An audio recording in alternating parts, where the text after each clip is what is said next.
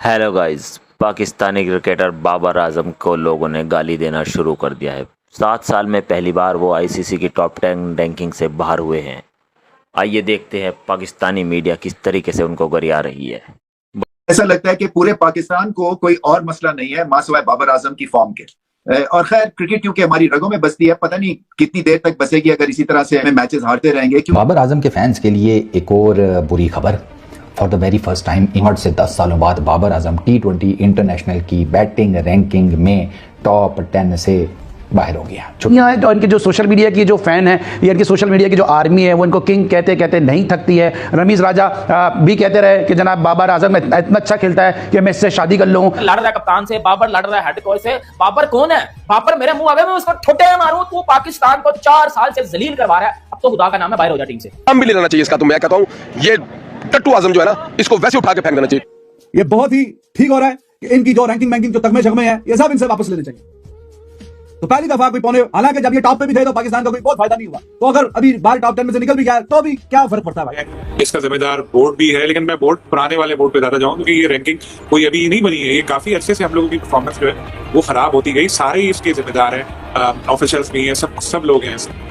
हाल ही में T20 ranking में top position पर बराजमान रहने वाले बाबर आजम 7 साल 6 माह और 7 दिन के बाद बिलाखिर टॉप 10 की फहरिस्त से खारिज हो गए हैं। बाबर आजम को जब जब प्रेशर आता है हम देखते हैं उस तरह से परफॉर्म नहीं करते, इस तरह को किंग कहा जाता है। और अभी इनकी रैंकिंग भी जो है इसमें डिक्लाइन आया इनकी रैंकिंग में। बाबर आजम को बतौर बैट्समैन आप कैसा रेट करते हैं? पाकिस्तानी क्रिकेट टीम जिस तरह आपको पता है कि क्रिकेट खेल रही है, जिस तरह की घटिया किस्म की परफॉर्मेंस दे रही है, तो ऑब्वियसली बात है कि वो जो प्लेयर्स भी कुछ करेंगे, जो बाबर आजम साहब कुछ करेंगे, वो रिजल्ट्स तो आपके सामने आएंगे। रैंकिंग कादिर बहुत ऑथेंटिक तरीके से हो रही है जब से जेशा साहब जो है वो ऑफ द पर आए। नहीं, इसमें कोई चीज नहीं होती। रैंकिंग जो है वो पॉइंट्स के हिसाब से होती है, आपकी परफॉर्मेंस के हिसाब से होती है। बाबर आजम की गुज़श्ता 18-19 इनिंग्स में जो है वो परफॉर्मेंस अच्छी नहीं है, जिसकी वजह से उनकी रैंकिंग ड्रॉप हुई है। आज जो हमने T20 रैंकिंग देखी है जो जारी हुई है उसमें कोई प्लेयर्स हमारा शामिल नहीं है, बॉलिंग, बैट्समैन या अगर फील्डर्स की भी बात की जाए, और इसके साथ साथ ओवरऑल जो टीम है वो भी 8वें नंबर पर रही है। तो ये पाकिस्तान टीम के लिए यकीनन बहुत परेशान कुन सिचुएशन है। देखें बदकिस्मती से जो हालिया साल गए हैं पाकिस्तान T20 के लिए वो बहुत ही बदतरीन गए। एक ज़माना था जब पाकिस्तानी टीम जो है वर्ल्ड नंबर 1 थी या 2 थी T20 में, और पूरी दुनिया में नाम लिया जाता था। छुटाई हो गई है बाबर आजम की। बाबर आजम का T20 इंटरनेशनल में बैटिंग में नया रैंक है 12। 3 दर्जे वो नीचे गिरे हैं, 3 पोजीशंस नीचे गिरे हैं, 12 पर आकर गिरे हैं। 13वें नंबर के ऊपर उन्हीं के साथी, उन्हीं के हमदम, उन्हीं को अपना कप्ताना मेरी जानना मानने वाले मोहम्मद रिजवान हैं। तो करण अर्जुन यहाँ पर भी साथी हैं।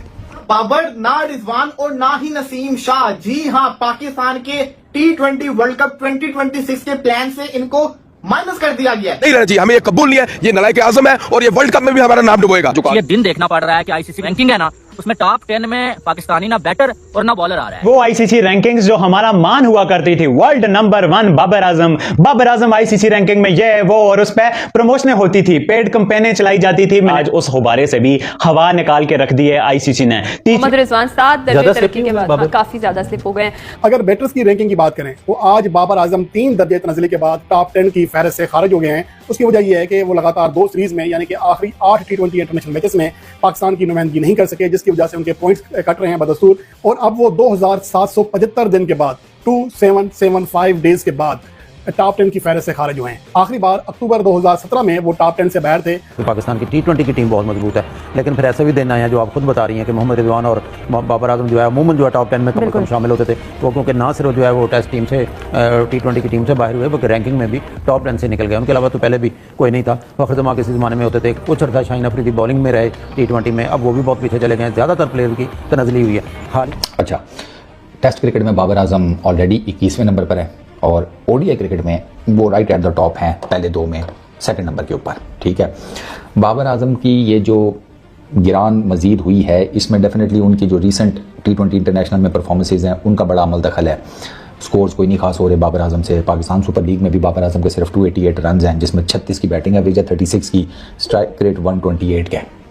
ठीक है, 36 की बैटिंग एवरेज, स्ट्राइक रेट 128 का।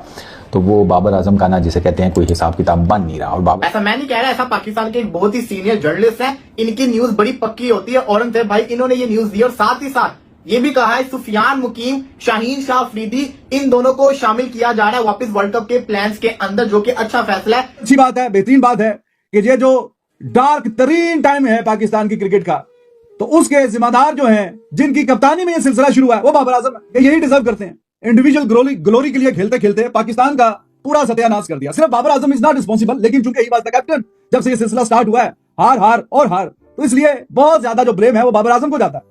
और शुरू के नंबर्स में रहते थे, लेकिन इतना मैं आपको बता सकता हूँ कि इस जो ये खराबी है उसका आगाज कहाँ से हुआ। इस खराबी का आगाज यहाँ हुआ कि वर्ल्ड कप में एक अहम मैच होना था पाकिस्तान टीम का।